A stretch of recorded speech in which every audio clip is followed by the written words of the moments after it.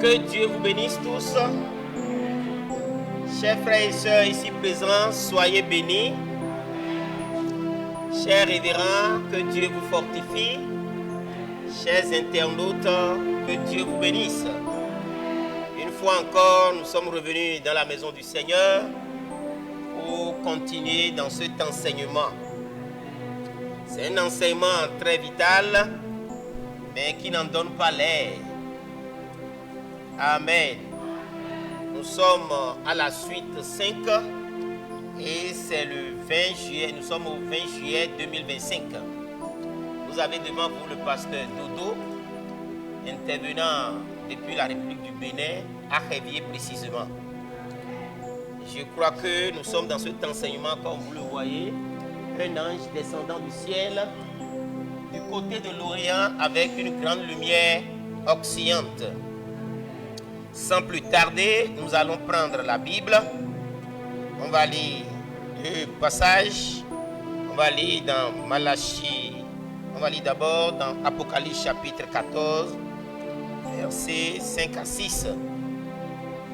Et après, nous allons lire Malachie 4, 5 à 6. Pendant que vous vous tenez sur vos pieds, vous honorez la parole.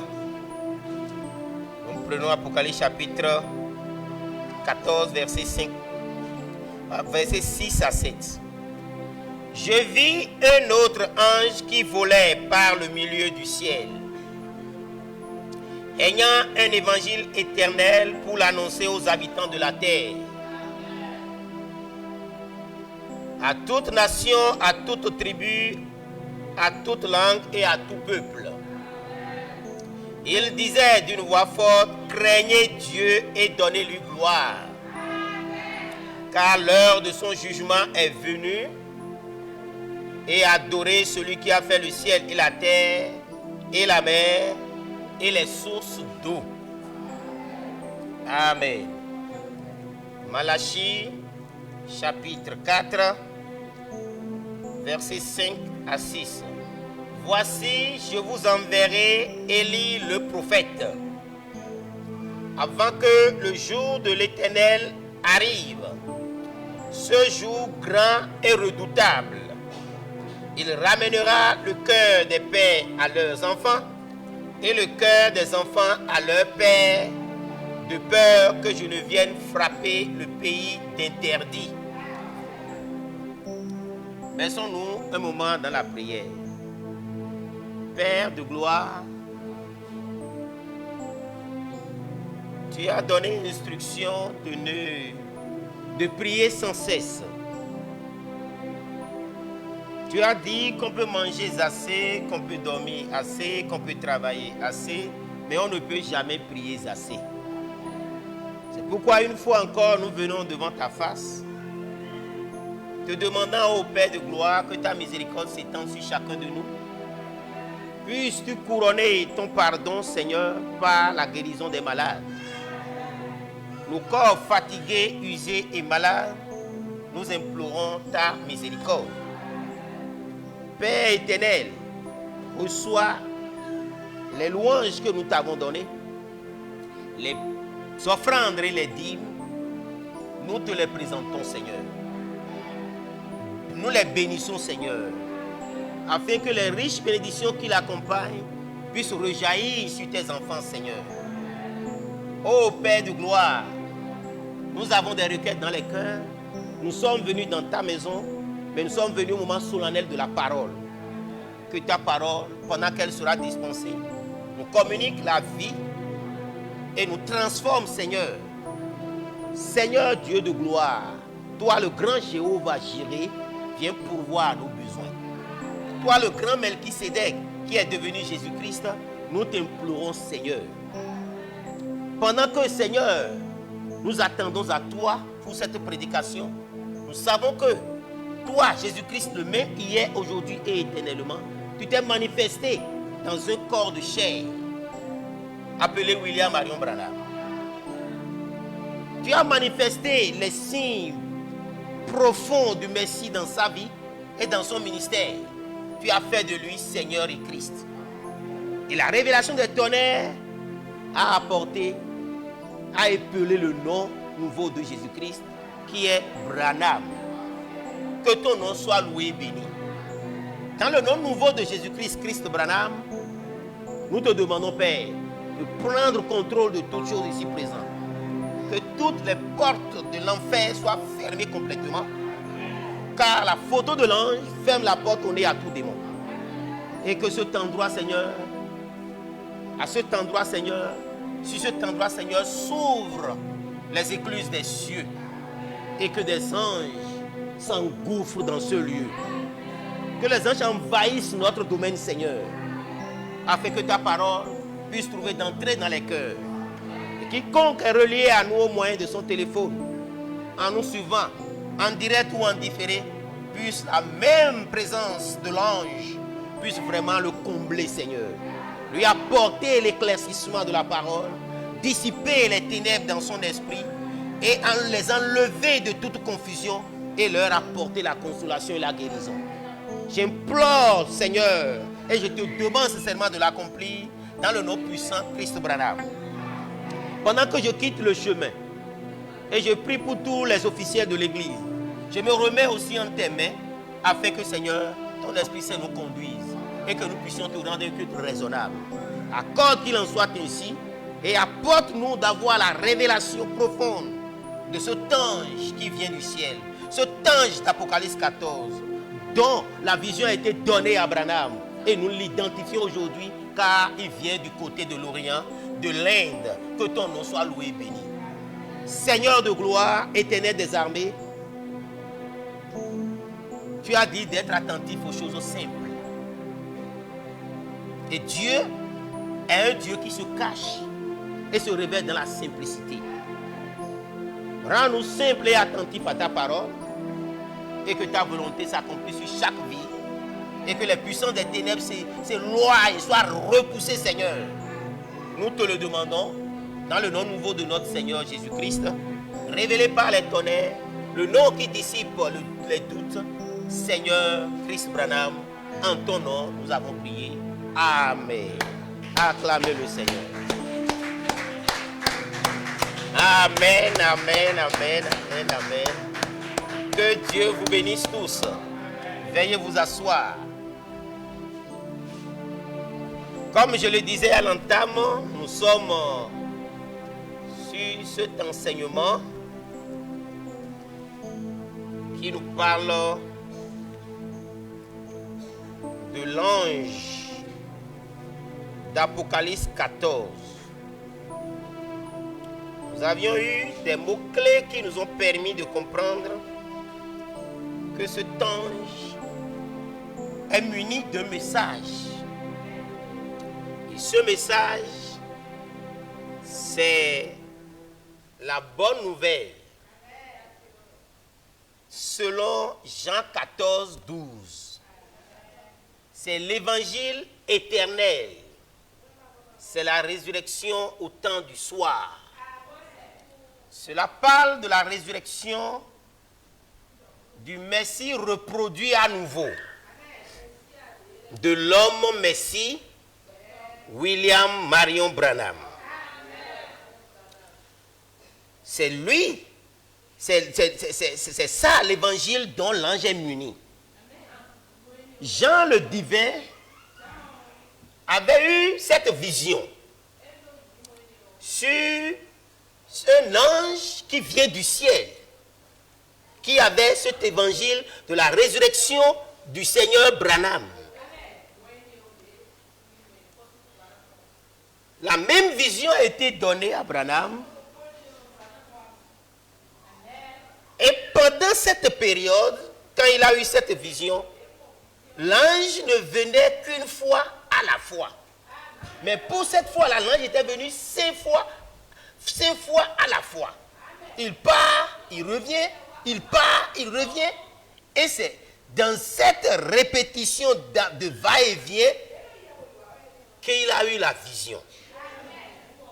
Il dit qu'il était debout au sud en Afrique pendant que l'ange l'a pris par les épaules et l'a tourné vers l'est.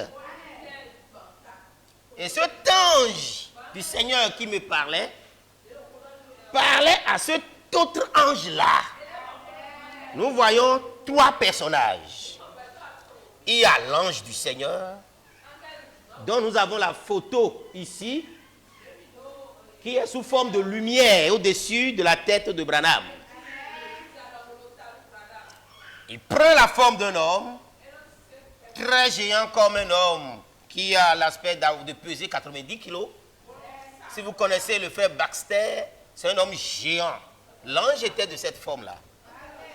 Il y avait lui, il y avait Branham, et il y avait cet autre ange. Et cet autre ange venait du ciel, du côté de l'Orient. Et Branham a dit, il avait une lumière occidentale. Il agitait sur un peuple, une foule nombreuse. C'est là la lumière, c'est là l'évangile qu'il annonçait. Mais il annonçait cela à des foules qui adoraient Dieu en élevant les mains hautes. Si on peut me montrer la bannière que j'ai fait retarder, ce serait bien. Les mains étaient levées en train d'adorer Dieu dans le nom Branham. Branham dit, après les avoir regardés, les avoir observés, quoiqu'ils étaient noirs, ceux-ci sont plus noirs.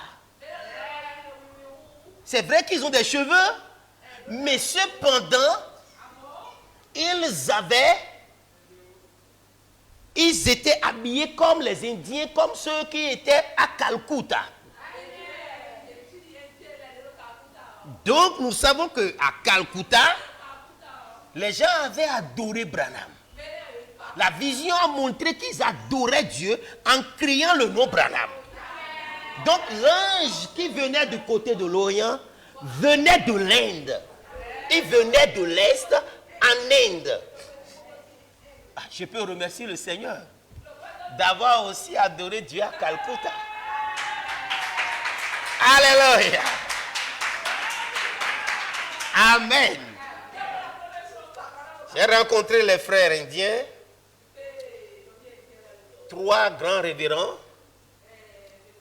le pasteur Rosario, le docteur Branham M. Thomas et le pasteur Devarage. On avait fait des veillées de paroles, de prières, d'enseignements profonds et d'adoration. C'était merveilleux à Kolkata. Calcutta, c'est Kolkata dans l'ancienne appellation de la couronne britannique. Amen. Donc, nous avions identifié cet ange comme venant de l'Orient, du côté de l'Est, en Inde là-bas. Donc, la vision que Jean a vue, Branham a revu la même vision, mais beaucoup plus claire. Et nous avons compris qu'il avait une lumière occidentale qui était l'évangile éternel. Il doit l'annoncer à toute la terre. C'est pourquoi nous disons que c'est un enseignement vital. Amen. Donc Branham, dans les sceaux, avait appelé cet ange le glorieux ange de lumière. Il a dit l'ange ayant la lumière occidentale. Et on a établi le lien entre cet ange et le 7e ange de la constellation. Le sermon de ce matin, c'est de vous demander si vous savez que le 7e ange de la constellation, qui vient de l'éternité,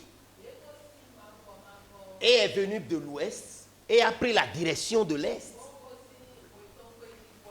Savez-vous que c'est lui le glorieux ange de lumière? Savez-vous que c'est lui l'ange du 7e sceau? Amen. Savez-vous que c'est lui qui détenait le 7e sceau? Mais quand il a pris la direction de l'Est, il est allé incarner un homme. Et cet homme, c'est le frère S. Thomas de l'Inde.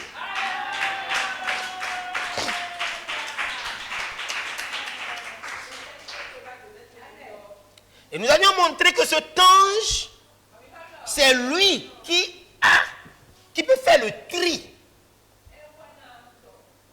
Branham l'a dit, nous l'avons lu dans la semence de discorde. Voilà. C'est lui qui doit faire le tri. Qui doit dire qui est juste et qui est faux. Là, c'est fort, hein? Si c'est ça, ça devient vital pour ceux qui croient. Alléluia. Parce qu'on a dit, vraiment dit, ce n'est pas des anges qui sont venus tout au long des âges, mais la Bible dit, des anges viendront et ils feront le tri. Il dit, les anges viendront et cet ange de l'Éternel fera le tri. Amen. Nous sommes allés plus loin jusqu'à montrer que cet ange est le 7e ange de la constellation. C'est un ange qui est étranger à Branham. Plusieurs disent que c'est Branham lui-même. Mais nous allons lire des Écritures aujourd'hui.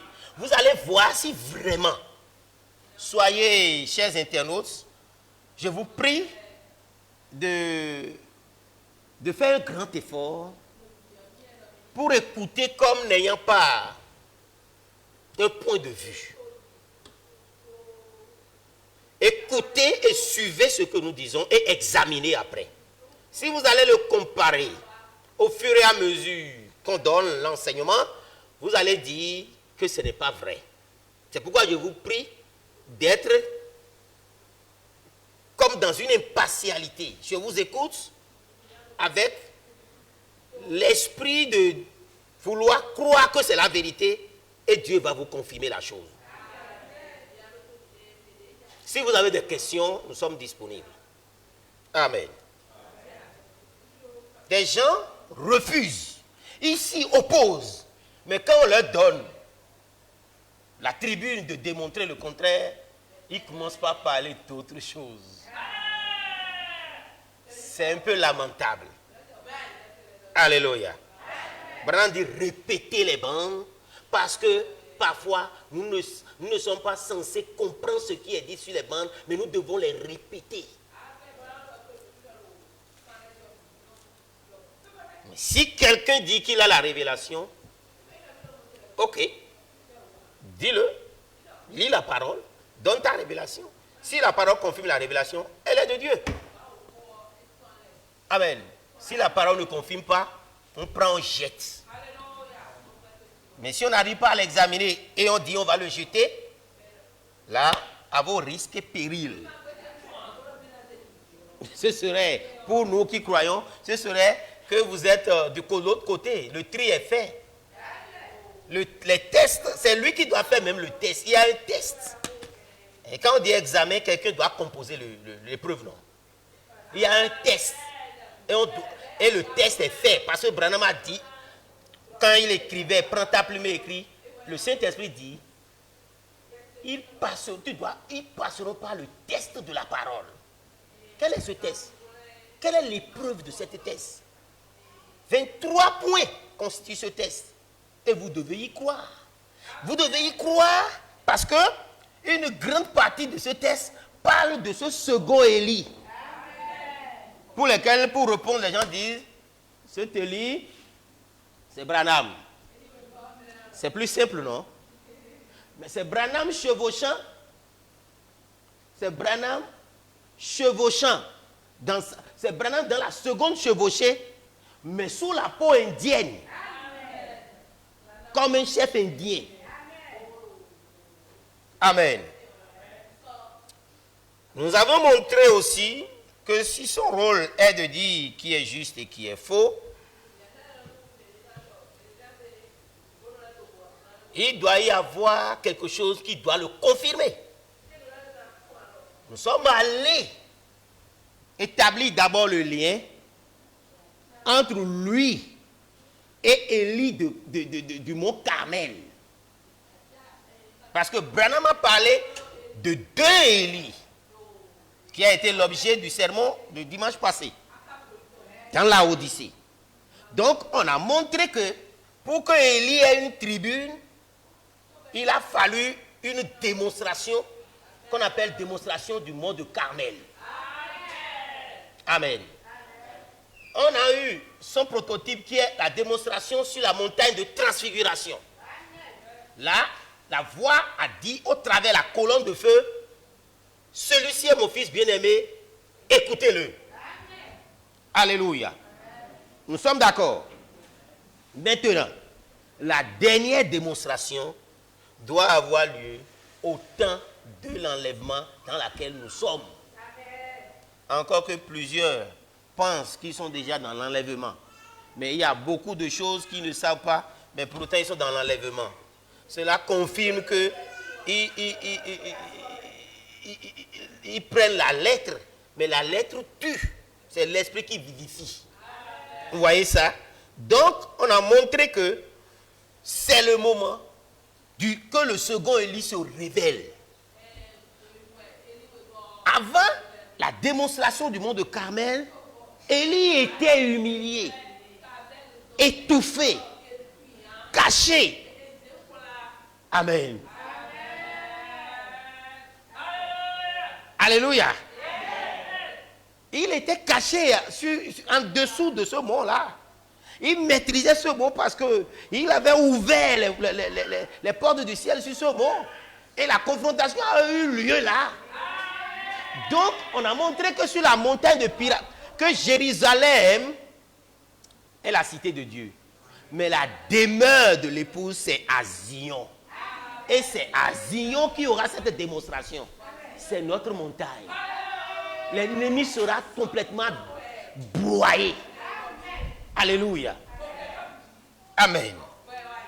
Donc, étant donné que nous avions parlé sur le temps de l'enlèvement, on a lu le 4e psaume où Branham a clairement dit qu'il y a 700 personnes qui seront des vivants sur la terre, qui n'ont pas fléchi le genou devant les dieux, les deux autres divinités, qui dit, si je veux parler comme sous ce jour, 700, 4 fois il a dit 700. 700 personnes sur cette terre. Donc l'église, la super église n'est pas une église majoritaire. C'est une église minoritaire, mais qui a l'appui du ciel. Alléluia. Que Dieu vous bénisse. Donc, après avoir montré la démonstration du mont de Zion, qui établira Christ Branham comme étant le Seigneur ressuscité, au point où même les mendiants de la rue, jusqu'à l'homme le plus puissant d'une nation super, tous trembleront et reconnaîtront que Branham est Seigneur.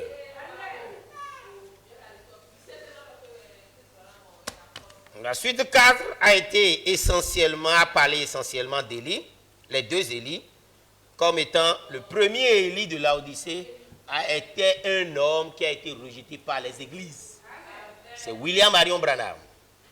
Le second Élie, comme Branham l'a dit dans le 2e psaume, est censé restaurer la foi originelle. Quand il viendra dans cette église, dans l'église de ce jour-ci. Amen. Restaurer la foi originelle, c'est avoir la foi des apôtres. Avoir la foi où on voit un homme qui est monté, qui a fait des travaux en hauteur, qui a construit des charpentes, et quand il a 30 ans, il a fait baptême, on dit qu'il est Dieu.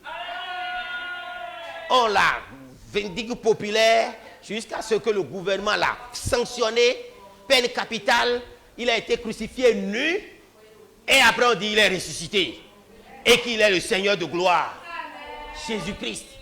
Voilà ce que les apôtres croyaient.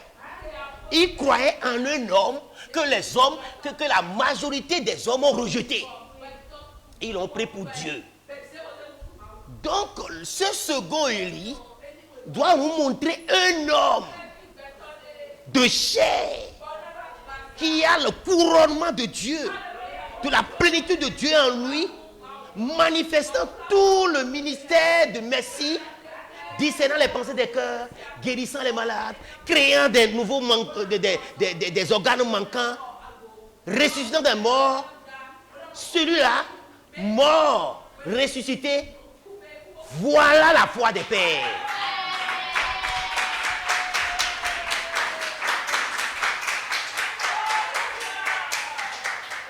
Cette foi-là, qui l'a transmise? Si ce n'est pas le frère S. Thomas de l'Inde. De tous ceux qui croient la divinité de Branham, tous reconnaissent que celui qui a enseigné la résurrection de Christ Branham, c'est le frère Thomas de l'Inde. Parce que le Jean-Baptiste d'aujourd'hui doit lancer un défi. Et le défi que Thomas a lancé même aux scientifiques de FBI, aux scientifiques de MI5 de la Grande-Bretagne, Thomas l'a lancé. D'aller vérifier s'il y a des cheveux ou des os de Branham dans sa mausolée. Personne n'a pu dire quoi que ce soit, malgré les caméras infrarouges. Rien n'a été figuré dans cette tombe. Branham est ressuscité. C'est ça l'évangile éternel que l'ange qui vient du côté de l'Orient agite parmi les nations et toutes langues. Merci Christ Thomas. Que Dieu soit loué. Amen. Que Dieu vous bénisse. Comme je le disais, ce matin, nous allons parler de ce 7e ange. Nous allons poser une hypothèse. Quand on dit hypothèse, c'est une vérité provisoire.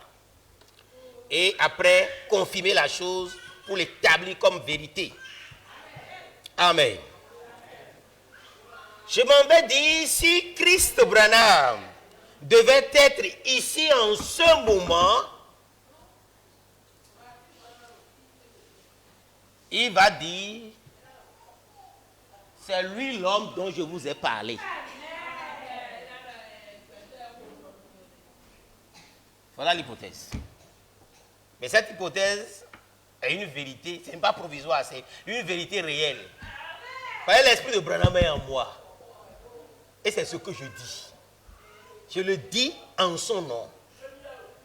Je vais le confirmer. Parce que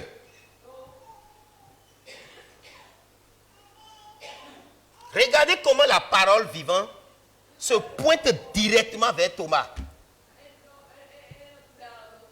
Se ranger du côté de Jésus, prêché le 1er juin 1962. Branham dit au paragraphe 35. Il dit, eh bien, si je pensais qu'il y avait une dénomination ou quelques groupes de croyants qui est quelque chose de meilleur que ce que nous avons ici, Branham dit,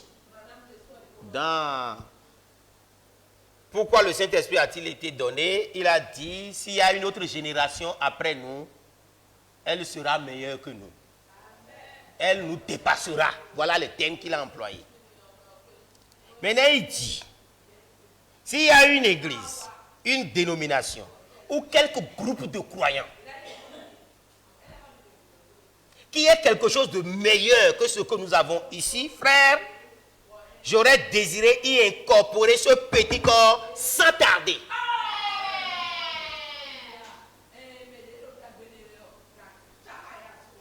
Donc Branham aurait dit à son église, en pointant de doigt le frère S.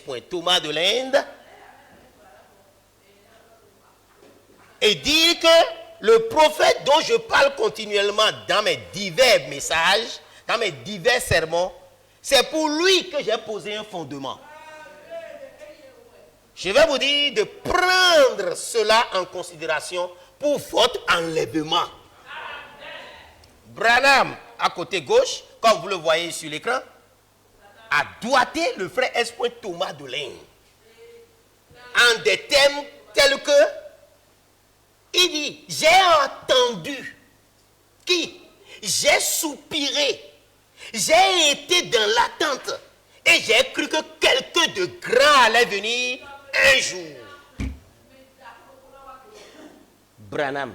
Si vous n'attendez plus personne, Branham lui-même dit que son groupe doit attendre quelqu'un. Il dit grand. Mais Jésus parlait comme si il n'était pas homme 100%. Jésus a dit, de tous les hommes nés de femmes, personne n'est plus grand que Jean-Baptiste. On pourrait prêter à croire que Jean-Baptiste était même plus grand que Jésus. Ou bien. Mais pour les croyants, ils savent que Jean-Baptiste est tellement grand parce qu'il a doigté Jésus-Christ. Donc quand Branham, sachant qu'il est le Messie, reproduit à nouveau, il a dit dans les âmes qui sont maintenant en prison. Quand il savait qu'il était le Messie reproduit à nouveau. Mais qui doit doiter Branham comme étant le Messie? Qui doit parler à Branham? Il dit, celui-là doit être un grand homme. C'est pourquoi j'ai prié, j'ai attendu, j'ai fait des supplications. J'étais dans l'attente et j'ai cru que quelqu'un de grand allait venir un jour. Mais si l'ange ne lui avait pas parlé de ça, il attendrait cela. L'ange en a parlé. Le second Élie promis. Il a dit le second Élie promis. On a vu ça longuement la fois dernière. Avec des citations. On a lu dans ce rangé du côté de Jésus. On a lu dans...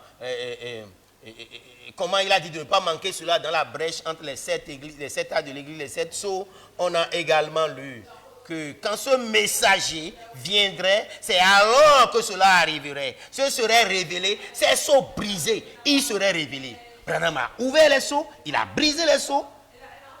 Mais qui va le faire porter à l'église en ce qui concerne le 7e sceau, qui parle essentiellement et notamment de Christ Branham?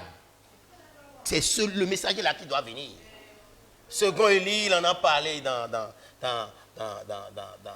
Monsieur, est-ce le signe de la fin? Il en a également parlé dans la statue d'un homme parfait. Donc, profondément, Branham a parlé du second Élie de Laodicée. Et nous le savons. Dans Paradros, il en a parlé. Maintenant, il dit, j'attendais quelqu'un de grand allait venir un jour, ou que peut-être le grand prophète du genre d'Élysée doit venir. Branham attendait cela.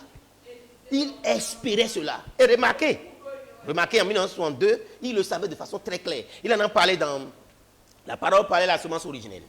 En 1962. Il a parlé dans ce rangé du côté de Jésus. 1962. Il a parlé de Monsieur, est-ce le signe de la fin? 1962. Il a statue d'un homme parfait. 1962. 1962, Branham savait que quelqu'un doit venir. Alléluia. Il dit peut-être le grand prophète du genre d'Élysée dont je parle viendrait. Amen. Et on dit quand ce messager viendrait, les sceaux qui sont brisés seraient révélés. Alléluia. Mais remarquez, c'est comme mon épouse m'a fait remarquer cela hier, parce que comme étant dans les 7 anges, tout ça là, on est dans ces enseignements, dans l'écoute de ces bandes. Il dit de remarquer, Branham dit, des questions sur le 7e sceau, il n'y a pas.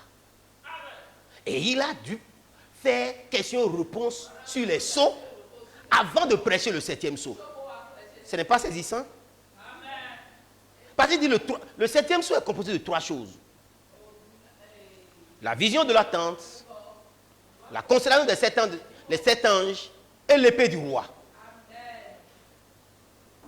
Et vision de la tente parle du 3e poule. Et le 3e poule, il dit, n'en dit rien. Pourquoi il va permettre aux gens de poser des questions? Donc, il a fait question-réponse sur les sceaux avant de prêcher maintenant le 7e sceau. Mais qui doit faire révéler le 7e sceau qu'il a ouvert? Qui va le faire révéler à l'église? Il sait que c'est de lui qu'on va parler dans l'art. Amen. Vous voyez? Donc, ce messager, grand prophète du genre d'Élysée, dont je parle, viendrait. J'ai toujours cru et pensé peut-être que je viendrais je vivrai jusqu'à voir le jour quand je pourrai changer, quand je pourrai voir cette personne. Branham a cru ça fermement comme fer. Maintenant, vous devez dire Alléluia. Dites Alléluia. Dites Alléluia. Parce que ce que Branham attendait, nous vous le disons, c'est lui. Personne ne le dit. Branham a dit, je crois, j'attends, j'ai fait des prières de supplication, j'ai fait tout ça. Et j'attendais. Ou bien sûr. Et la personne est là. Et nous en parlons. Les gens ne croient pas. Mais ils ne croient pas de la même manière que Branham croyait. Branham dit, j'ai cru. Et je vais vivre pour voir cette personne pour qui j'ai posé le fondement. Je continue la lecture ici. Je pourrais voir cette personne se lever sur la scène. Alors que je pourrais prendre ma petite église et dire, frère, voici l'homme que nous attendions. Si quelqu'un ne fait pas ça, mais il court de grands risques, non seulement pour lui, mais aussi pour ceux qu'il conduit. Parce que cet homme, lui, n'hésite pas à dire clairement que Branham est Seigneur, que Branham est adorable, que Branham est le Seigneur Christ Branham est le nouveau nom de notre Seigneur Jésus-Christ. Il n'hésite pas à le dire. Amen.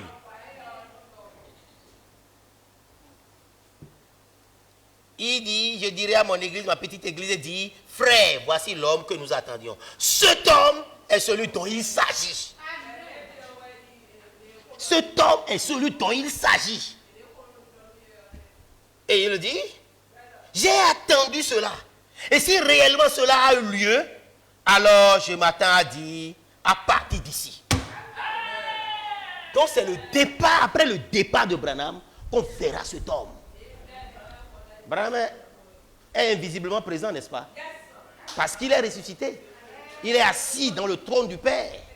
Ou bien, selon Apocalypse chapitre 5, chapitre 12. Amen. Donc, nous savons que c'est clair. Mais celui qui doit le doiter nous le montre.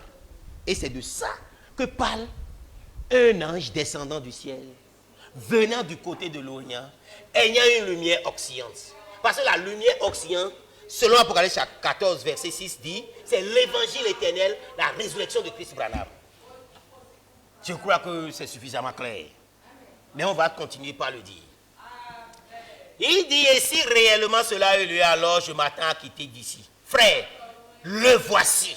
Nous disons, le voici à partir d'ici, le voici. Je désire voir l'église maintenue comme cela. Maintenant, l'hypothèse est confirmée. Les résultats de l'hypothèse sont confirmés. Alors la vérité devient définitive et absolue. La vérité n'est plus provisoire, elle est absolue, elle est définitive, elle est éternelle. Amen. L'esprit de Branham en moi dit que voilà l'homme. L'esprit de Christ Branham en moi dit que voilà l'homme que nous attendions. Branham attend la personne et les gens disent on n'attend personne. Maintenant, on va commencer par faire des déclarations, le soutenir par des citations. Alléluia. L'épée que Chris Branham avait reçue dans le Sabino Canyon est maintenant dans les mains de frère S. Thomas de Laigne. L'épée, qu'est-ce que l'épée?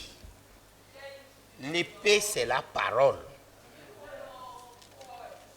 Vous savez ça, non? Qu'est-ce que Hébreux 4, 12 a dit? Il dit, car la parole de Dieu est vivante et efficace, plus tranchante qu'une épée quelconque à deux tranchants, pénétrant jusqu'à partager âme et esprit, jointure et moelle, elle juge les sentiments et les pensées des cœurs. Ça veut dire quoi? c'est le discernement de l'esprit, de la pensée. Ça là, Branham l'a fait. Ça là, c'est la parole. Et quand vous recevez l'épée, vous avez l'épée. Quand lui l'a reçu, qu'est-ce qui s'est passé? Il faut que le contexte soit bien positionné. Branham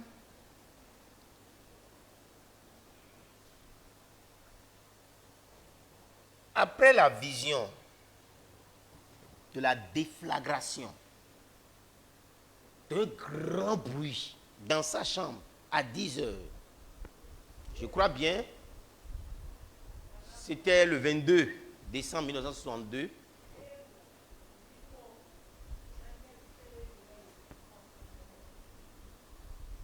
il ne comprenait pas. Il dit, c'est la fin de mes jours. J'irai dans les montagnes, je vais prier. Si je meurs, un jour, Joseph retrouvera ma Bible. Je ne veux pas que les gens sachent. Je ne dirai même pas à ma famille. Et il est parti. Il a dit à Médard, veille à ce que les enfants puissent finir leurs études. Il est allé dans les montagnes à Sabino Canyon. Et il priait. Et quelque chose a frappé sa main. Il vit l'épée. Il maniait, il dit quoi? Épée ici, où il n'y a personne à des kilomètres à la ronde. Alors que moi qui avais peur des couteaux et autres. Et la voix dit, c'est l'épée du roi.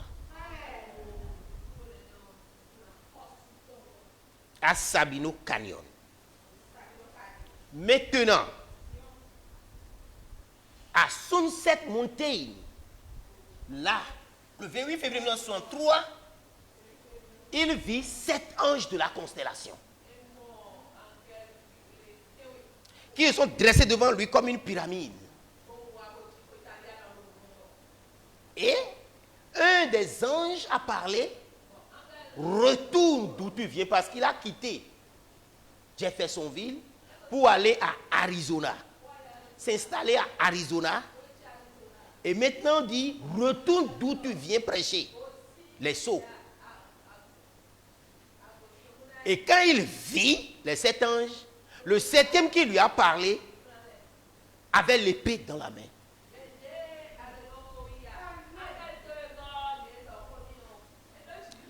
Après la vision, il y a eu l'événement de Sabino Canyon. Premier événement. L'épée du roi au moment où Branham priait. 28 février 1963, c'est-à-dire des jours après, il vit 7 anges. Il vit maintenant l'accomplissement de la vision. Il vit les 7 anges qu'il vit dans ça. Et il avait l'épée dans la main. C'est pourquoi nous disons, si le 7e ange de la constellation est le glorieux ange de lumière, est l'ange qui vient de l'Orient, qui est le frère Espoir Thomas de l'Inde, en qui on a retrouvé l'épée dans la main, le 7e ange a reçu l'épée dans la main. Après que Branham l'ait reçu. Ou bien, dans l'accomplissement, quand Branham a exercé le ministère des sceaux et est parti, mort, ressuscité, le 7e ange a pris la direction de l'Est, n'est-ce pas? Et a pris l'incarnation de Thomas, n'est-ce pas? Donc l'épée qui était dans sa main se retrouve dans la main de Thomas. Si vous ne comprenez pas de cette manière, pensant que l'épée a fait de Branham roi, alors si l'épée se retrouve dans Thomas, c'est-à-dire que Thomas est roi, et c'est pourquoi on doit adorer Thomas, c'est ce que vous voulez dire? Non! La conférence de l'Afrique du Sud a été très claire. On ne doit pas adorer Thomas. Branham est Dieu, mais nous savons que Branham a chevauché Thomas.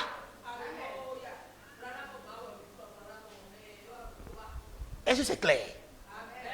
Maintenant, on va lire. Parce qu'on dit l'épée du roi, l'épée du roi. Mais comment les événements se sont passés? Écoutons. 7e sceau. Paragraphe 286. Cela m'est tombé dans la main. J'ai regardé, c'était une épée. Le manche était du nacre. C'était très joli. La garde autour était dorée. La lame semblait être comme en chrome et en argent. Tous ces matériaux avaient des significations. Et tous ces matériaux dans Proverbe, vous verrez que c'est la parole. Argent, c'est la parole. Les sagesse, parole.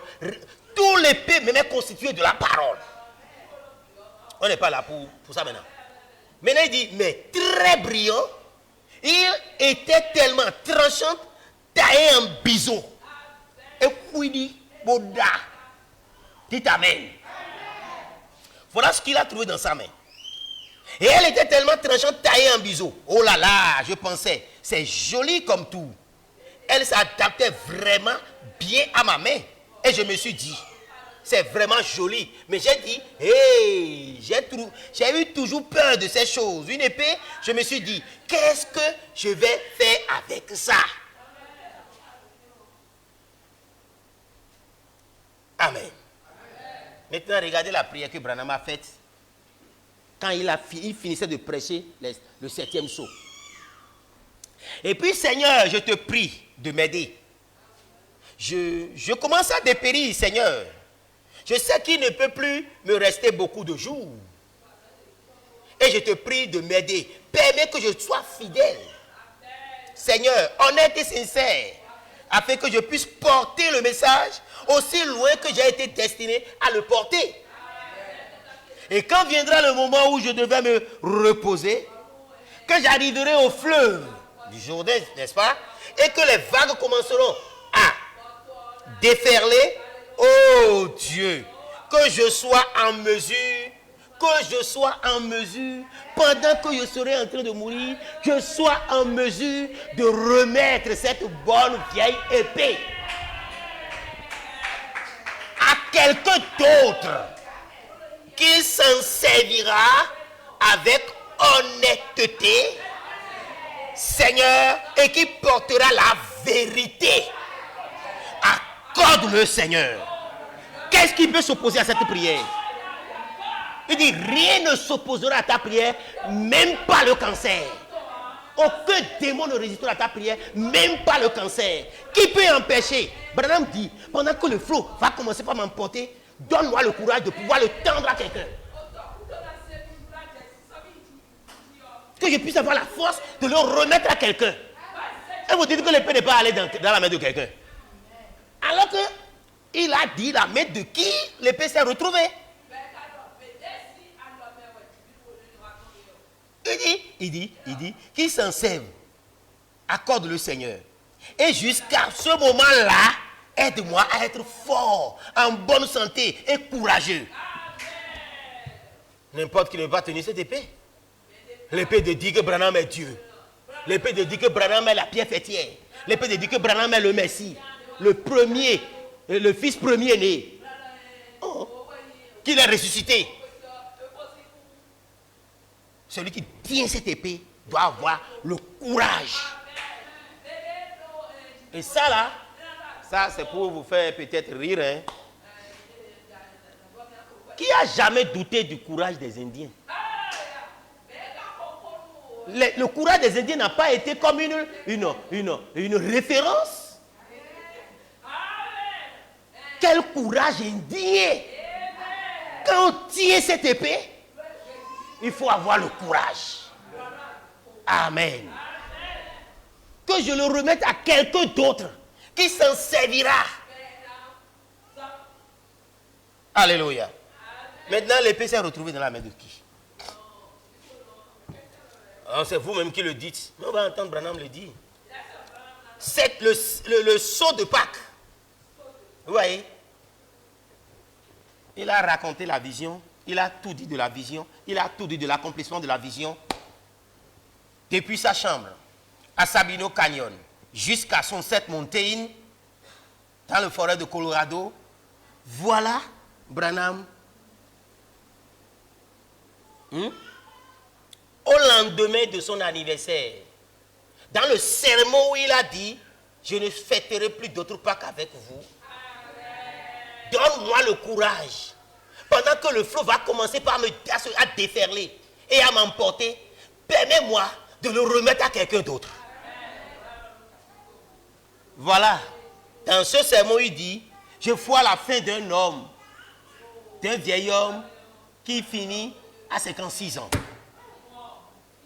Dans ce sermon, Branham dit, paragraphe 96, j'ai vu venir 7 anges. Le magazine Life l'a bien montré, n'est-ce pas? Ça devient la vision du 22 décembre 1962 est devenue réalité, interprétée, parce que l'histoire, il y a des bulletins de journaux qui ont prouvé que cela est vrai. Alléluia. Et Branham dit, ce qui s'est passé à Sunset Mountain, c'est Apocalypse chapitre 10, verset 7. C'est l'accomplissement d'Apocalypse 10, verset 7. Donc ça veut dire que l'écriture, Apocalypse chapitre 10, la vision dans la chambre de Branham et l'interprétation où le magazine Life l'a démontré, montre que cette vision est accomplie. Donc il dit, le magazine Life l'a bien montré, n'est-ce pas? Comme un brouillard qui est passé là-haut de 48 km de haut et 48 km de large. Frère Sotman et les autres, Jenny Norman, qui est assis là au fond, ils étaient là-bas, n'est-ce pas? Quand ces 7 ans sont apparus, on a même des témoins. Les journaux ont témoigné, des frères, précieux frères, ont témoigné. Juste là, sur la colline, en secouant la colline sur des kilomètres à la ronde. Comme cela, 7 anges se tenaient là. Point. Maintenant, écoutez. Il, au singulier, avait une épée d'argent à la main. Et il dit, retourne dans ta région d'origine, ouvrir les seaux qui sont donnés. Et il dit, voici la vérité sur les mystères du mariage, divorce, semence du serpent, toutes ces choses qui ont été l'objet de disputes. C'est ainsi dit le Seigneur. Si la semence du serpent était dans l'ouverture des seaux, ça ne peut être que les seaux écrits. C'est 1958. Les seaux n'étaient pas encore ouverts, mais c'est des mystères qui sont cachés dans les seaux. Amen. Ça veut dire que ces mystères sont des mystères écrits. Maintenant, les non écrits là, nouveau nom du Seigneur Jésus-Christ, troisième poule de l'épouse, vision de la tente, épée du roi, tout ça, c'est des mystères non écrits. Et ça là, c'est celui qui détient l'épée qui doit le révéler. Branham l'a ouvert, Branham en a parlé, mais celui-là doit le faire porter à la connaissance de l'Église. Est-ce que vous comprenez? Ok. 7 ans se tenaient là. Il avait l'épée d'argent à la main. Donc l'épée qui était dans sa main se retrouve après dans la main du 7e ange. Maintenant, dites-nous qui est le 7e ange. Et le problème est réglé. Et je vous dis que le 7e ange, c'est le glorieux ange de lumière. Le 7e ange, c'est l'ange qui vient de l'Orient, c'est clair. De l'Orient où? Où est-ce que les frères adorent Branham en disant Chris Brenham, c'est en Inde. Il est clair pour nous. Et la vision a été claire. Les frères adoraient Dieu là-bas à Calcutta avec les mains levées et ils criaient le nom Branham. Que le technicien affiche encore la bannière. Alléluia. Oui, c'est ça. Que Dieu vous bénisse. Maintenant que représentent les 7 anges. Amen. Les mains levées. Adorant Branham. En disant, en adorant Dieu, en criant le nom Branham. Que Dieu vous bénisse. Amen, amen, amen, amen. Ok, maintenant, on va revenir un peu en arrière. Mais il est déjà midi. Nous sommes à 55 minutes. Ah. On peut continuer? Vous me donnez quelques... Le peuple est content, montrer le peuple aussi, non? Ça, c'est des choses profondes. Et le lève en Séramissa-Déa. C'est les églises du message que tu entends ces choses. Alléluia. Ce petit groupe de gens fait partie des 700. Amen. Qui n'ont pas fléchi le genou devant Baal. Amen. Vous devez comprendre que ces 7 anges représentent les 7 messagers qui devaient venir en cette fin des temps pour révéler les mystères cachés. Si nous sommes d'accord. Parce que Branham a dit dans les sceaux que les 7 anges,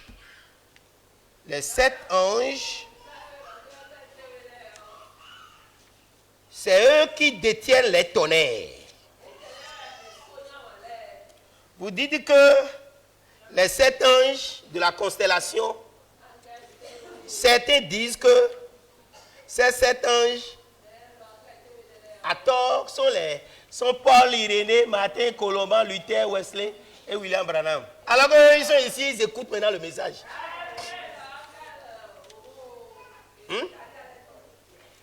Branham dit, on va voir que la personne lui est étranger.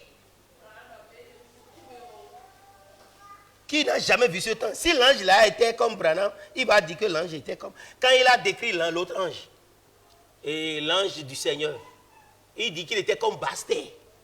Ou bien, si le 7e ange était Branham lui-même, il va nous dire ça. Il dit, je vous ai dit tout le secret de Dieu sans rien cacher. Amen. Donc nous voyons clairement que je n'arrive pas à trouver, mais c'est dans le premier sceau où Branham a dit que c'est les 7 anges de la constellation qui détiennent les 7 tonnerres.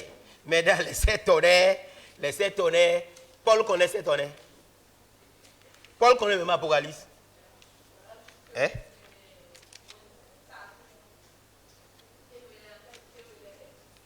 Jean a entendu, il veut écrire, on a dit n'écris pas. Maintenant, tu viens d'où? Pour nous dire quoi? Ne te trompe pas, mon frère. Donc, on va continuer en lisant. Si les 7 anges représentent les 7 messagers qui devaient venir en cette fin des temps pour révéler les mystères cachés, nous vous informons que l'ange avait l'épée d'argent à la main, le 7e ange. Quel est ce 7e ange? Nous vous disons que c'est le frère Thomas de Laigne, qui est le messager du 7e sceau. Comment en êtes-vous arrivé là? Ok. Prenons 1 sur 1 million. 1 sur 1 million. Qu'est-ce que Branham dit ici? Paragraphe 21. Ça vous intéresse? Et ensuite, 2 semaines plus tard, ou plutôt 2 mois plus tard, j'étais là-haut, sur la montagne, avec un groupe d'amis, lorsque cela arriva. Donc, il a parlé de la vision, et ensuite, maintenant, il a commencé par parler de l'accomplissement de la vision. Cet ange, tout aussi visible que vous êtes ici, là, visible comme ça, là, 7 anges sont descendus sur la montagne, descendant du ciel à une grande vitesse. Les rochers des montagnes se détachèrent et roulaient.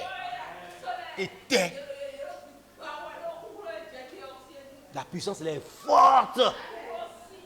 Les montagnes, ça a brisé la taille des montagnes. Et toutes les pierres qui sont découpées sont triangulaires, pyramidales. C'est qui dit déroufiné. Ça en parle de déflagration. C'est pourquoi Branham dit c'est sûr que je vais mourir. Parce que le bruit était grand. Tout aussi visible que vous qui êtes ici. Virent descendu du ciel à une grande vitesse. Les rochers des montagnes se détachèrent, roulaient sur les collines. Et ceux qui se tenaient là poussaient des cris. Vous connaissez ces choses dans la Bible, non? Quand la vision était venue à Daniel, les gens ne voyaient pas l'ange, mais les gens avaient fui. Parce que ce qui s'est passé là avait fui. Et Branham dit, j'ai vu un homme. Et son corps était comme du chrysolite. Il brillait. Il sut que c'est un ange. Amen.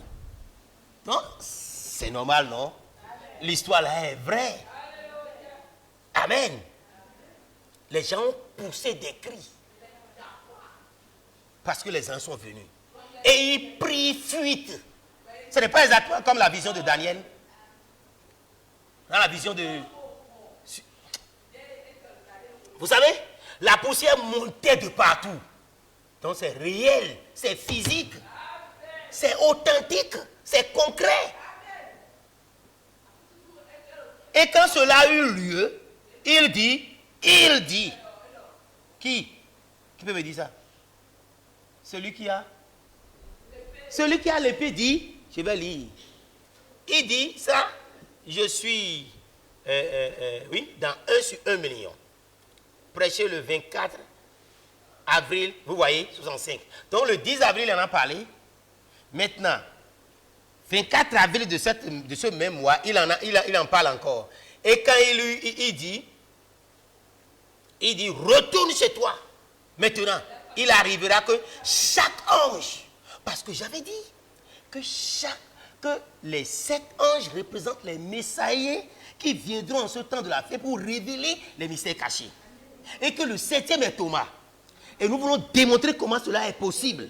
On a dit que, il dit, ces anges, il m'a été dit, retourne chez toi, et il arrivera que chaque ange, c'est bien écrit avec A, Kanta, ce n'est pas les âges de l'église. Ce n'est pas les 7 anges des âges de l'église. Ce n'est pas Irénée, ce n'est pas Paul, ce n'est pas Saint-Martin, Colomban, Luther, Wesley, Branham. Non. C'est des anges différents de ceux-là. Et ils sont venus ensemble alors que les autres sont venus les uns à la suite des autres.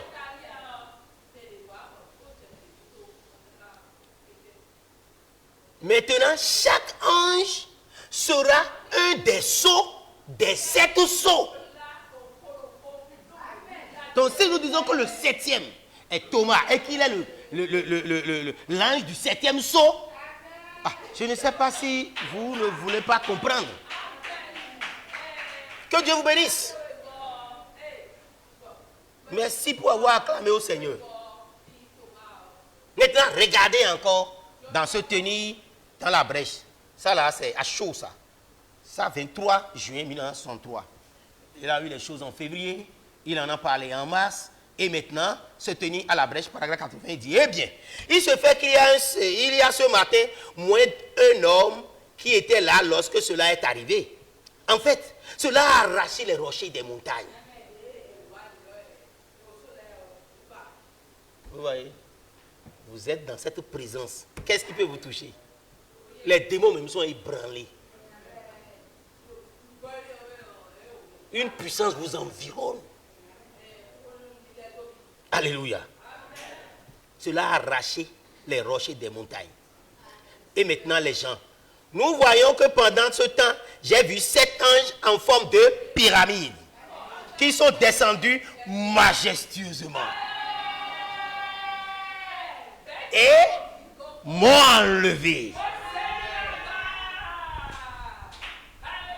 Quand on dit misé Branham Daga, misé Branham Daga, misé, on va le lever.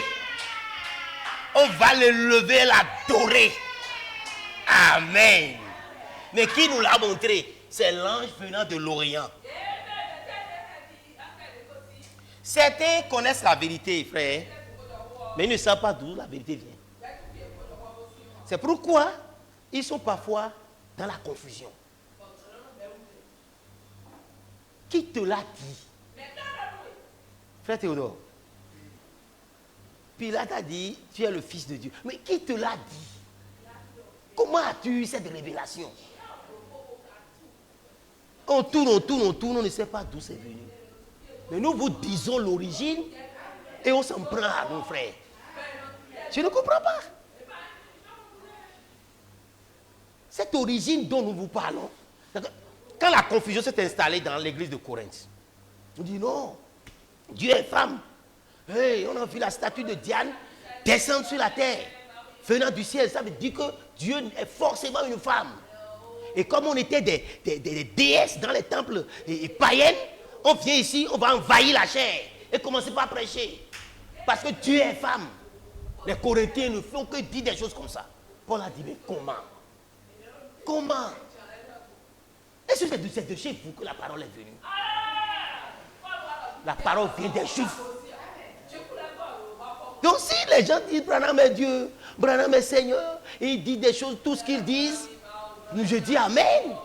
Qui n'est pas contre nous est pour nous. Celui qui a écouté l'évangile de Jésus-Christ, celui qui a écouté la prédication de Jésus-Christ et a commencé par chasser les démons, les apôtres avaient manifesté de la jalousie mesquine. Jésus a dit, s'il n'est pas contre moi, il est pour moi. Laissez-le aller. Ok? Donc s'ils disent tout ce qu'ils disent, alléluia, amen. Il faut répandre l'évangile de Christ Branham. Amen. Mais s'ils commencent par déborder, la parole, on doit maintenant savoir d'où est-ce que la parole est venue. Les Corinthiens ont commencé par dire, nous croyons en Jésus-Christ. Paul, tu ne peux pas refuser ça. Nous croyons ceci, d'accord. Nous parlons en langue et tout ça, d'accord. Mais chez là, la femme doit prêcher. D'accord? Ah bon? Ok. Maintenant, on va régler le problème. La parole est venue d'où?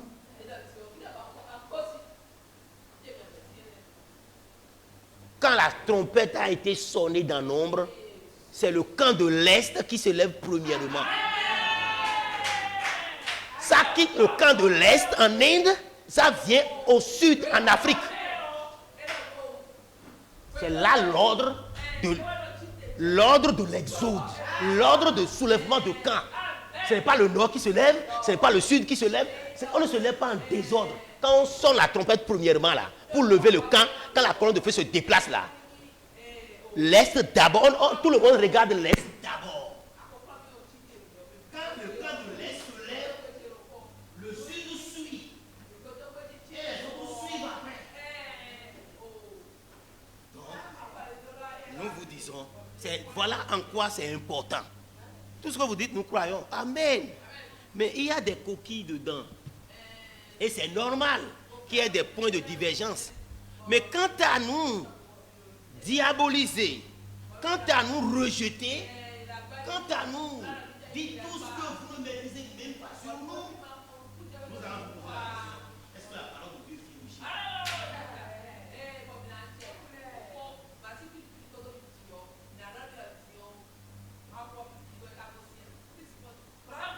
Le plus ancien qui croit la parole fait chair, que les Congolais revendiquent. Ils ne sont pas. Ils ont commencé le ministère quand? Et Thomas a commencé quand? Il a fait le baptême quand? Février 1962. Il a commencé son ministère dans le désert comme Élie. Bien qu'il soit un ingénieur de conception, il a déchiré son diplôme. Bien qu'il avait déjà du travail, hein, mon frère, il a abandonné le travail pour suivre Dieu et aller dans le désert. Et le rire, quand lui envoyait de l'argent, ceux qui étaient dans la région lui envoyaient pas. Il est obligé avec sa femme de manger les racines de palmier. Les racines de palmier. Dans cette souffrance, Dieu l'a révélé son père. Sinon, les gens n'ont même rien souffert. Ils n'ont même pas sacrifié leur diplôme. Ils n'ont rien fait. Et ils se permettent de trouver Arudi. ça fait pitié. Amen. Amen. Que Dieu, nous ne pouvons qu'implorer miséricorde pour eux. Amen. Alléluia. Et Branham a dit que de vrais serviteurs de Dieu ne comprendront pas ce messager. Et quand il dit ça, les gens disent, c'est de Branham, il parle de lui-même. Branham ne connaît pas la conjugaison. Branham qui dit, je répète ce que l'ange m'a dit, lui répète ce que l'ange lui a dit en conjuguant, et eux, ils ne voient pas futur, ils disent que c'est Branham. Ah, on dit ce Tom, ce prophète, le voici, et tout ça, c'est lui.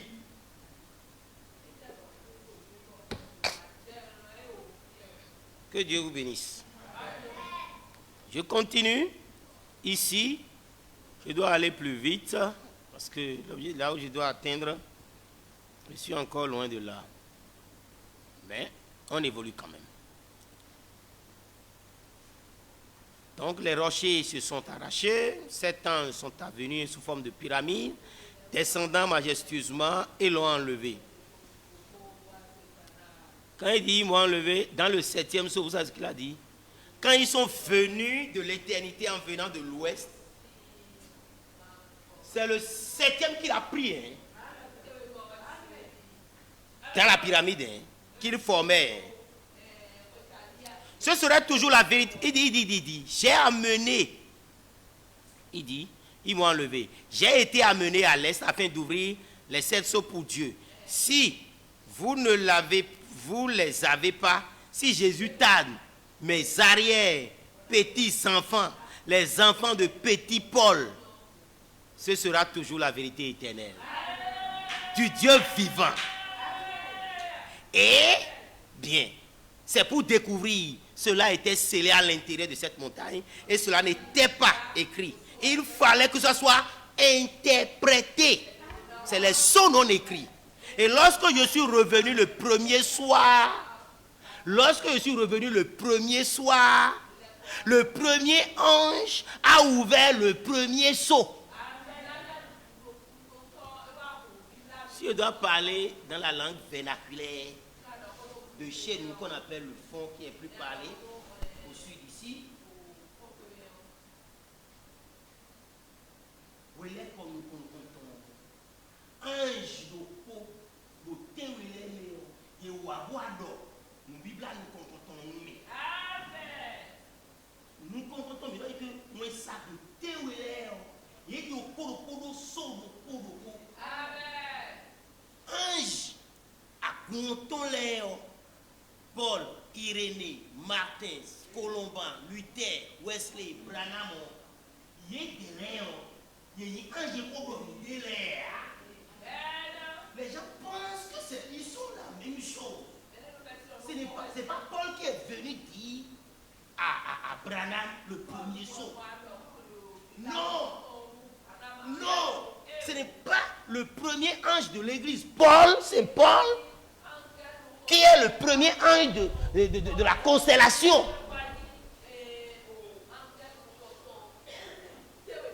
Et il dit, et c'était le contraire de tout ce que nous avions déjà entendu dans notre vie. Et tous les sept sceaux furent révélés de la même manière. Chaque soir, un ange détenant un sceau vient chaque soir lui révéler ça. Mais nous avions dit le 7e, c'est le frère Espoir Thomas. En fait, c'est Dieu, l'Esprit de Dieu, sous cette forme d'ange, qui a pris finalement corps en Thomas. Saisissez cela. Amen. Que Dieu vous bénisse. Tous les 7 furent révélés de la même manière. Vous savez cela. Vous étiez ici présent lorsque cela est arrivé. Maintenant, quand nous prenons, par exemple, 275 du 7e sceau, pour parler de cet ange, Il dit, avez-vous remarqué cet ange que j'avais décrit là, qui était un ange particulier? On dit qu'il est particulier. Il ne ressemblait pas à Branham. Pour moi, il paraissait plus important que tous les autres. Vous vous souvenez, il formait une constellation. 3 d'un côté, 3 de l'autre. Celui qui était à côté de moi, si on comptait de la gauche à la droite, ça aurait été le 7e. Il était plus brillant. Quand on dit qu'un élève est brillant, c'est un élève clairvoyant. Un élève qui a de l'intelligence. Il avait plus d'importance pour moi que tous les autres. Les gens sont toujours poussés pour dire, si vous dites que Branham est le 7e, qui sont les autres? On dit c'est le plus important. C'est le plus important. C'est le plus grand.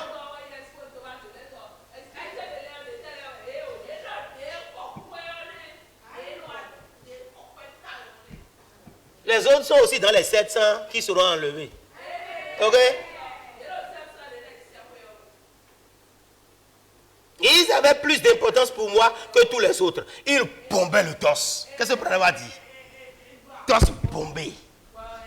On dit la foi a une poitrine férue. Branham ne dit pas ça. Quand les pectoraux là, quand le muscle est bien gonflé et ça s'agite comme ça, on dit que ça c'est un homme. Un homme viril, fort.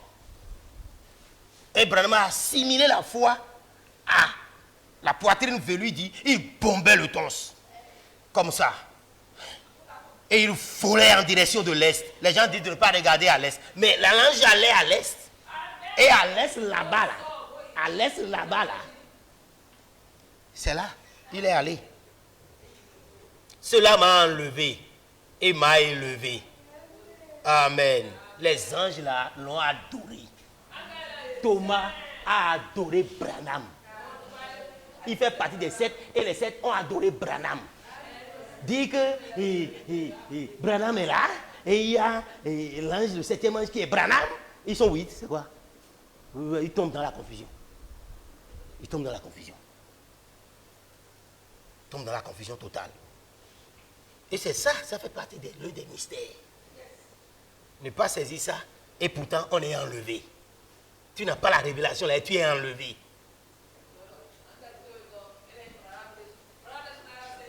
Un élève qui ne connaît même pas le premier chapitre des mathématiques. Et c'est ça qui est sorti. À l'examen. Il ne maîtrise rien. Et c'est ça qui est sorti. Il peut avoir le bac. Non, sœur, et si nous bac. Nous comptons nos plans de terminal et toi. Ben, on va y tomber. Et si bien, nous devons nous aller. Ils sont allés nulle part. Nulle part. Ils n'ont qu'à prendre conscience. Amen. Ils prennent les Écritures, d'accord. Et finalement, il dit que Branham est enlevé et les a représentés. Mais l'enlèvement est universel. L'un sera sur le lit, 2 seront sur le lit, 1 sera enlevé. 2 seront dans le champ. Dans le champ, c'est l'autre côté du globe. Le jour, la nuit, de l'autre côté du globe. Et c'est ensemble qu'ils iront. Jean a été enlevé en représentant l'épouse. Branham est enlevé en représentant la minorité de l'épouse du temps de la fin. La réalité même la mienne.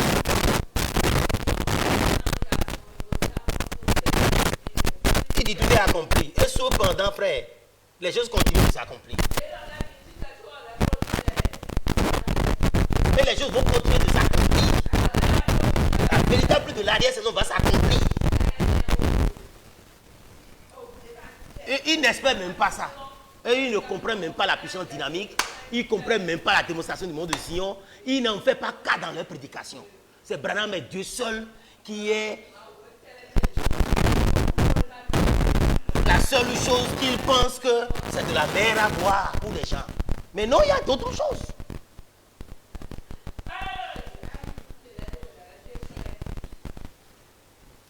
Branham reprend encore comment les anges sont venus. en disant, souvenez-vous, le 7e messager. C'est lui qui est venu avec le message du 7e sceau. Les 7 messagers étaient le plus remarquable pour moi. Ce 7e ange, c'est lui qui paraissait avoir plus d'importance pour moi que tous les autres. Ça, c'est paragraphe 308. Paragraphe 310. Je me tenais là. Il y a eu une explosion. De où? Et je pensais que je regardais dans cette direction vers l'ouest. Et ils sont arrivés. Ils m'ont tout simplement emporté dans le ciel. Dans cette constellation, je n'ai plus une connaissance de rien.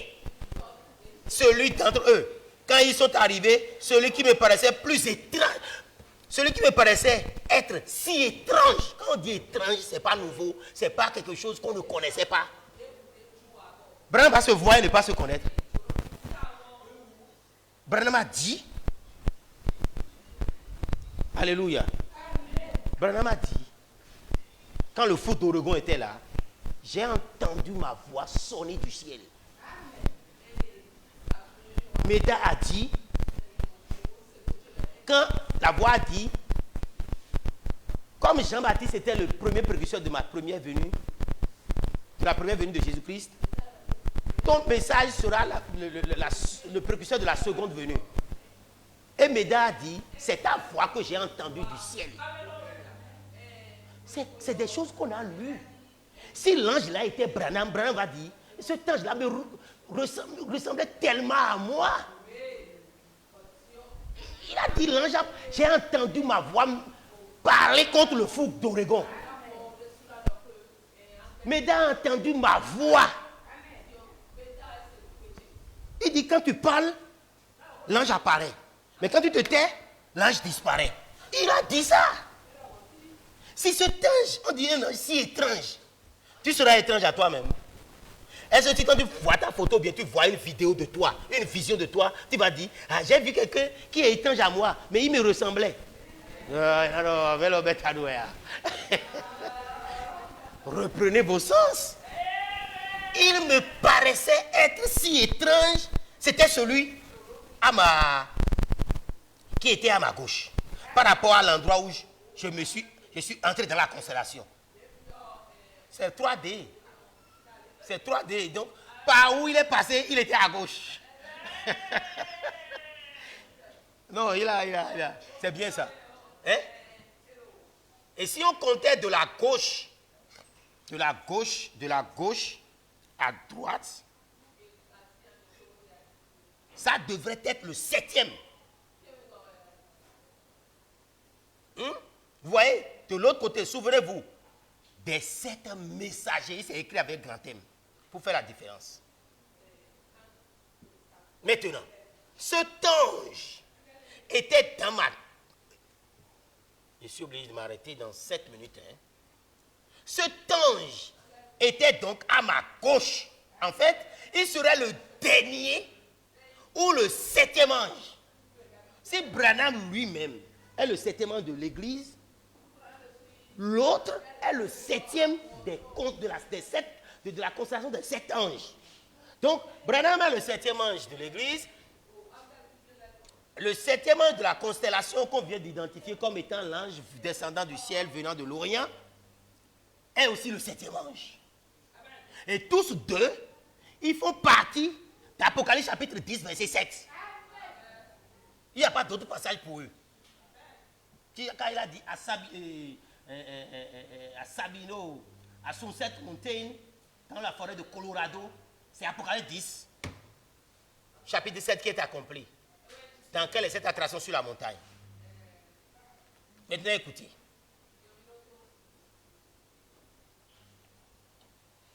Je vais aller plus vite. Donc, vous voyez, hein, c'est clair. Hein? Et paragraphe 308, paragraphe 310, paragraphe 405, ici, il est clair que c'est lui le 7e qui a le 7e sceau. Il dit maintenant, cet ange qui était donc à ma gauche, en fait, qui serait le dernier ou le 7e ange, si on comptait de gauche à droite, parce qu'il était à ma gauche, par là où je suis rentré. Et je le regardais venir de l'ouest. Il se dirigeait vers l'est et il était à ma gauche. Cela devait donc être le message du dernier ange. le vrai dernier, ce n'est pas le septième ange de l'église qui est Branham. Le vrai dernier, c'est lui. Le dernier message pour l'église des nations, c'est le message court et rapide. Il est le dernier, il doit donc être le message du dernier ange. C'est le dernier message. Il est très remarquable. Vous vous souvenez que j'avais dit qu'il renversait, il renversait un peu la tête de côté. On n'a pas le temps. Sinon, quand on prendra la photo de la constellation de l'ange, et on va tourner correctement, et on va prendre le profil de Thomas, on va imbriquer dedans, en respectant les échelles de la géométrie qu'il faut. C'est exactement la même chose. Ça correspond à son nez. Le septième ange correspond à son nez. Qu'est-ce qui identifie l'homme? Les empreintes des mains et son nez. Ton nez est différent du mien. Amen. Que Dieu vous bénisse.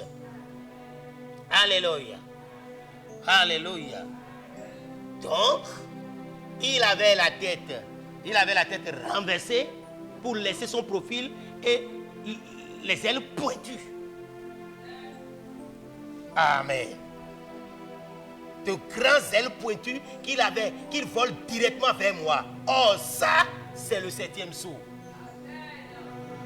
L'ange, avec l'épée en argent, représente parfaitement le frère S. Thomas Dolin, qui est le messager du septième sceau. Et Branham l'a dit dans paragraphe 411. Il dit ici, parce que là,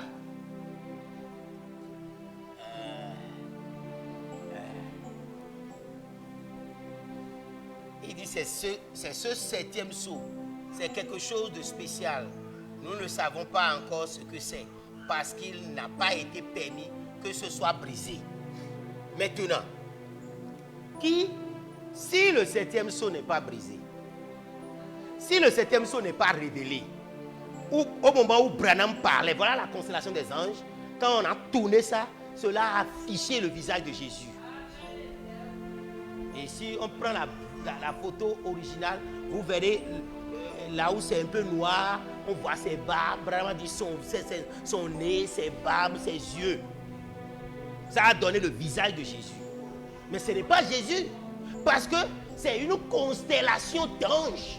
Si vous adorez cette photo, si vous adorez ceci comme étant Dieu, vous êtes des adorateurs d'anges. Et Branham dit, je crois au ministère des anges, mais je ne crois pas à l'adoration des anges. Amen.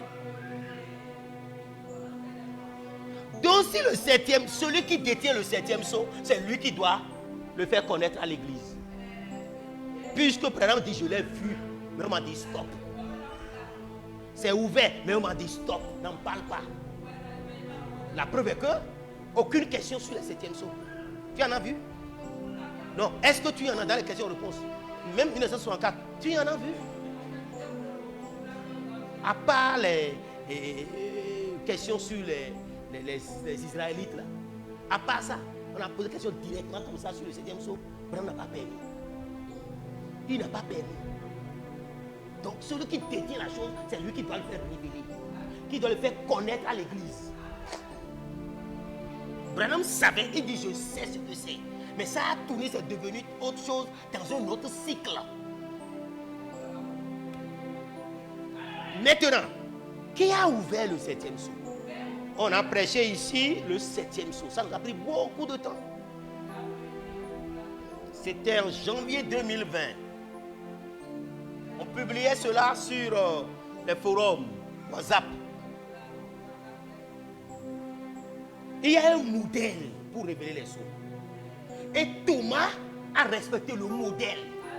Le modèle est sur 5 points. Premièrement, la vision. Tous les sceaux ont une vision. Deuxièmement, il doit avoir une écriture, c'est-à-dire la parole. Troisièmement, cette parole doit avoir l'histoire.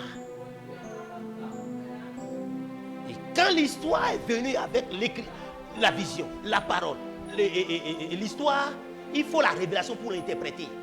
Donc la révélation de ce mélange donne l'interprétation de la vision.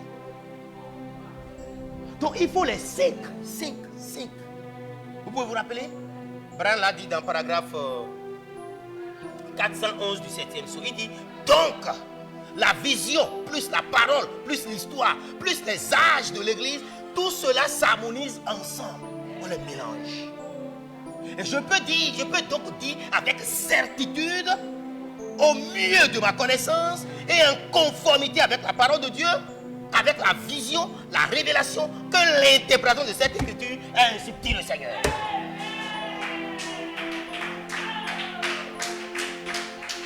Voilà le modèle de la révélation d'un sceau. Et qui, dans ce monde, a révélé les sceaux en respectant cela? Quelle est la vision du 7e sceau? Quelle est la parole du 7e sceau? Quelle est l'histoire du 7e sceau? Je vais vous dire la vision. Il y en a 3. Je l'avais déjà dit. Il y a l'épée du roi, la vision de la constellation des anges et la vision de la tente. Voilà la vision qui constitue le 7e sceau. Maintenant, on va rentrer dedans. C'est un point laissé en suspension. C'est un point laissé en suspension. C'est un point laissé en suspension. Et qui doit révéler les points laissés en suspension? C'est le second Élie. C'est l'ange qui vient de l'Orient, de l'Inde.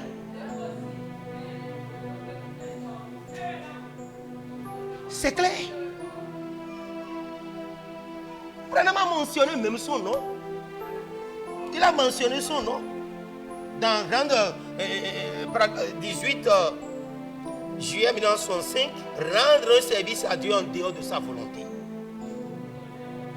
Paragraphe 111. Permettez-moi, je vais finir pour que quand même l'enseignement là qui ira sur YouTube, ça puisse avoir un peu de sens pour les gens. Branham a mentionné le nom Thomas. Vous nous avez dit, ah non, Thomas là, on savait que Thomas le Didyme était dans la Bible. Oui, mais il en a mentionné. Prenons Thomas, il fut presque le dernier à voir le Seigneur. Le dernier ange, le dernier message des nations. C'est lui le vrai dernier. Et il a vu le Seigneur Branham. Il est le Christ du Seigneur. Il fut presque le dernier à voir le Seigneur. Mais il dut le voir pour le croire. Voyez-vous, lorsqu'il voit cela, oh, Thomas entra. Mais il était un peu en retard. Branham fait 3 points de suspension. 102. Maintenant, quand les gens voient arriver les choses qui ont été prédites par ainsi dit le Seigneur, ils disent, donnez-nous de votre huile. L'huile qu'il nous faut pour voir Branham. Quand Thomas va nous l'indiquer à ce glorieux enlèvement, cette huile-là, les gens n'ont pas. Ils n'ont pas, ma soeur. Mais comment ils iront dans l'enlèvement? Comment ils iront dans l'enlèvement? Cette huile, c'est la révélation des nouveaux points laissés en suspension. C'est cette bouchée manquante de la pomme.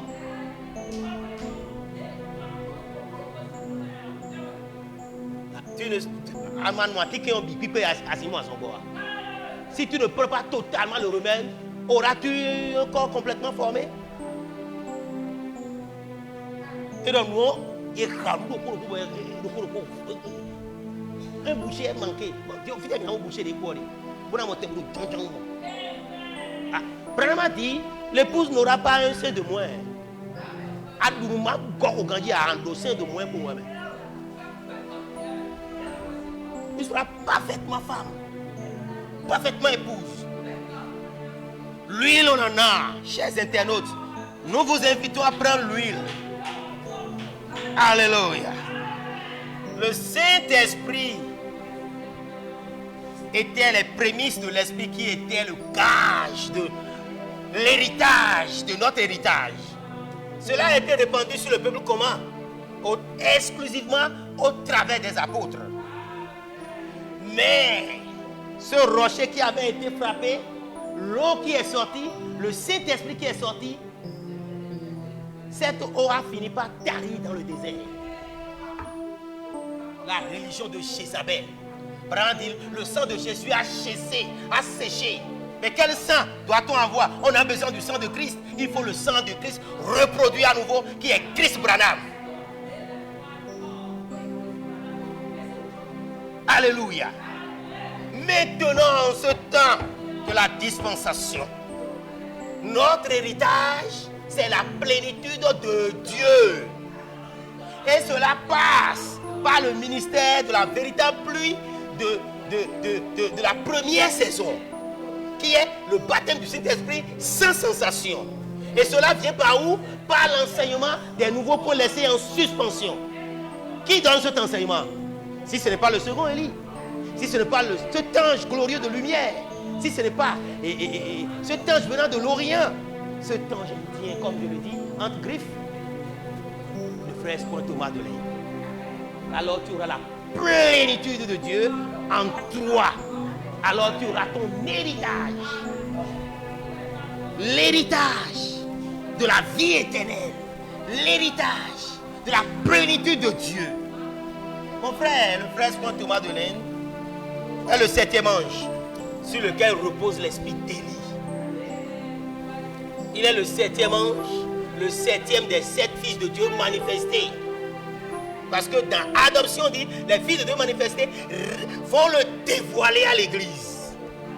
C'est les anges, c'est les anges. C'est les 7 anges de la constellation. C'est eux qui le Branham l'a dit. Amen.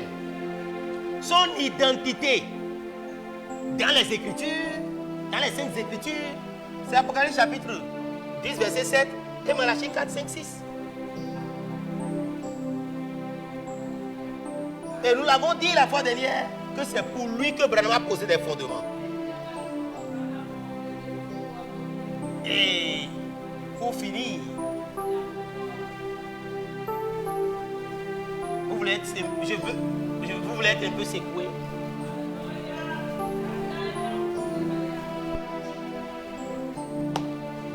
Élie et Moïse sont des prophètes d'Israël.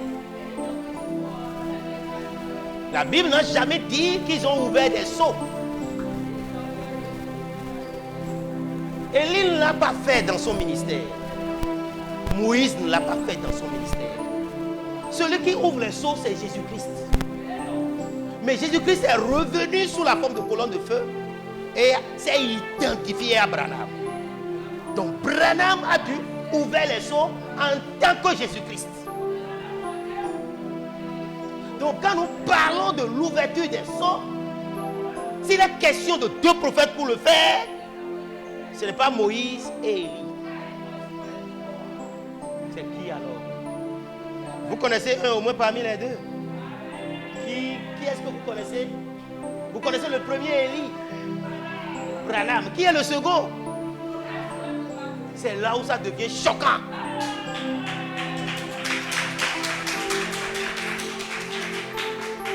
Maintenant lisons. 6e saut. Branham dit, je finis par là. Paragraphe 296. Et maintenant, voici ces 2 prophètes qui se tiennent là. Il est clair, c'est Moïse et Élie. C'est clair, 6e saut, c'est Moïse et Élie. Ce que Branham dit là, c'est Moïse et Élie. Maintenant écoutez, il est un trappeur. C'est un trappeur. Maintenant, voici ces 2 prophètes qui se tiennent là. Avec la parole de Dieu pour faire tout ce qu'ils veulent de la nature. Ils font ça. Élie a fermé le ciel. Moïse a détruit toutes les divinités égyptiennes. Ou bien, parfait. Donc c'est eux. Ils ébranlent la terre. Et cela montre exactement que le fait, ce sont Moïse et Élie, puisque c'est là que leur ministère est incarné une fois de plus. Les 2 hommes. Et Branham dit, oh là là. Révélation belle. Voyez-vous cela maintenant? L'assemblée dit Amen. Et il dit, vous voyez ce qu'est le 6e saut? Il s'agit de ces prophètes. Et il fait point. Il dit maintenant, tirez attention. C'est-à-dire, Ça, c'est un français belge, quoi. Faites attention. Que ça ne vous secoue pas. Mais observez qui ont ouvert ce sceau des prophètes. Voyez? Amen. Sœur.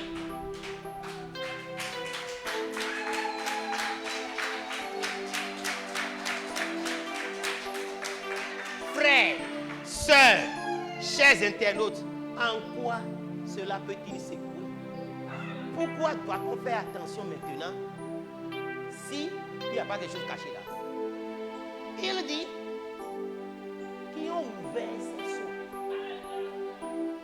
Ces prophètes. Mais est-ce que Moïse a jamais ouvert un seau?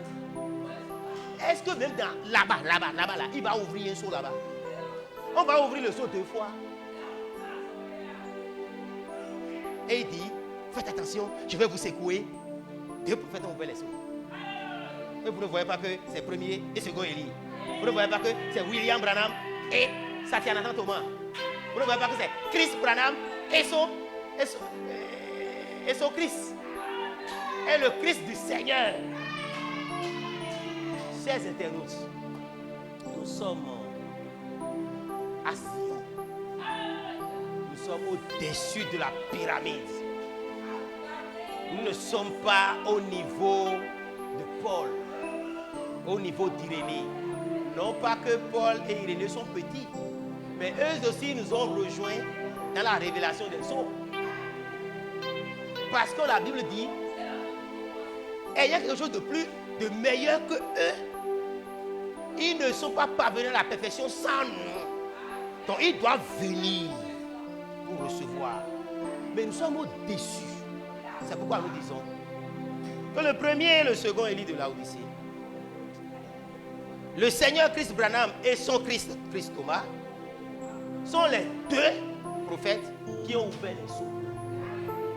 Vous avez vu comment cela est tellement dit de manière, qu'est-ce qui peut secouer là? Qu'est-ce qui peut secouer là?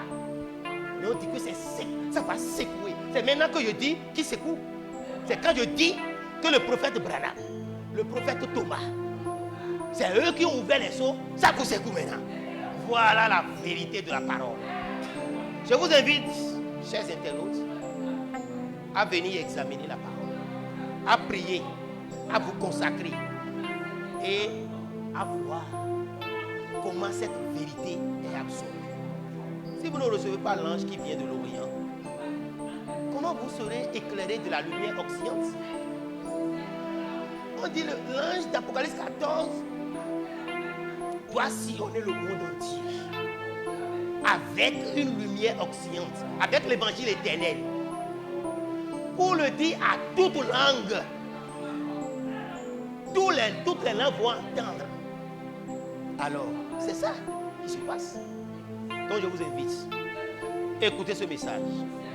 Je vous invite à liker, à vous abonner, à partager. C'est la vérité absolue.